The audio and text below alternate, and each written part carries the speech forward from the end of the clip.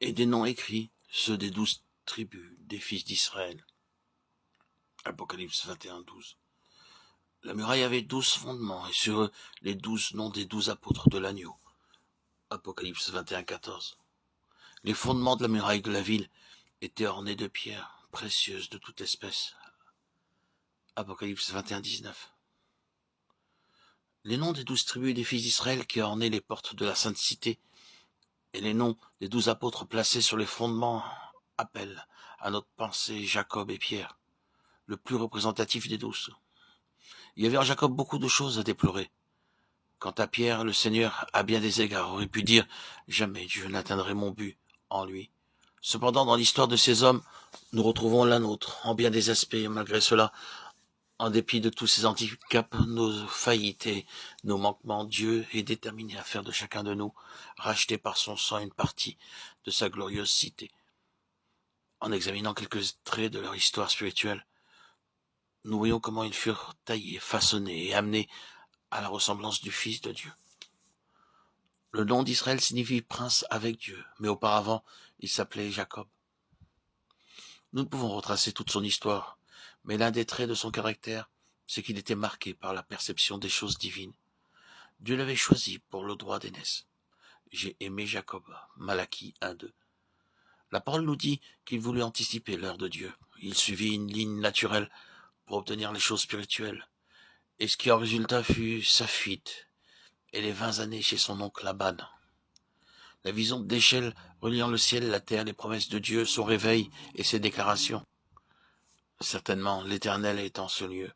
C'est ici la maison de Dieu, c'est ici la porte des cieux. Ce qu'il fit, il prit une pierre, versa de l'huile à son sommet. Il donna à ce lieu le nom de Bethel, Genèse 28, 16, 18, 19. Tout ceci résume le point suivant. Jacob avait vu quelque chose dans laquelle il ne pouvait entrer. Il dut être soumis à une sévère discipline. Beaucoup de souffrances furent son lot, et au Jabbok, il connut un profond brisement, et son nom fut changé. Ton nom ne sera plus Jacob, mais tu seras appelé Israël, Genèse 32, 28. Son témoignage est celui d'un changement profond dans son être intérieur, procédant d'une révélation de Dieu. J'ai vu Dieu en face, et mon âme a été sauvée, Genèse 32, 30.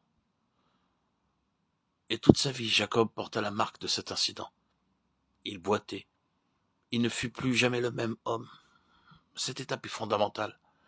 Jacob ne pouvait aller à Bethel, la maison de Dieu, avant que cette œuvre ne soit accomplie en lui. En suivant le chemin de sa vie, il est clair que son éducation n'était pas terminée avec le Jabbok. Il connut d'autres épreuves par lesquelles Dieu façonnait cette pierre, car dans sa constitution, quelque chose devait encore être mis en lumière et brisé. Ceci est un court résumé de toute son histoire. Il doit y avoir en nous le sens d'une haute destinée. Dieu veut faire de nous des princes, et c'est en raison d'une destinée si élevée que dans sa prescience, il a pensé notre histoire et déterminé ses voies à notre égard, sachant comment il nous disciplinera pour nous amener à la connaissance vivante de lui-même. L'Église est un corps élu. Elle ne commence jamais avec Jacob, l'homme naturel, l'homme de l'âme, mais avec Israël, qui est le côté céleste et spirituel de notre expérience. Car la vie de Christ, qui est celle de son corps, demande le Jabbok, l'élimination et la mise de côté de l'homme naturel. C'est sur la base de ce que Jacob a bâti. Son histoire spirituelle a commencé, celle d'une vision et d'une révélation, et dans laquelle nous-mêmes nous entrons spirituellement pour être conformes à Christ. Toute vision, révélation est gouvernée par des lois célestes par lesquelles nous sommes régis. De cette vision, Jacob aurait pu parler, mais seulement en termes objectifs. Il aurait pu dire ce qu'il avait vu. Mais il aurait pu aller au-delà. L'enseignement, l'explication nous viennent par l'expérience. C'est le Saint-Esprit qui nous donne le sens et la signification de ce que Dieu fait en nous.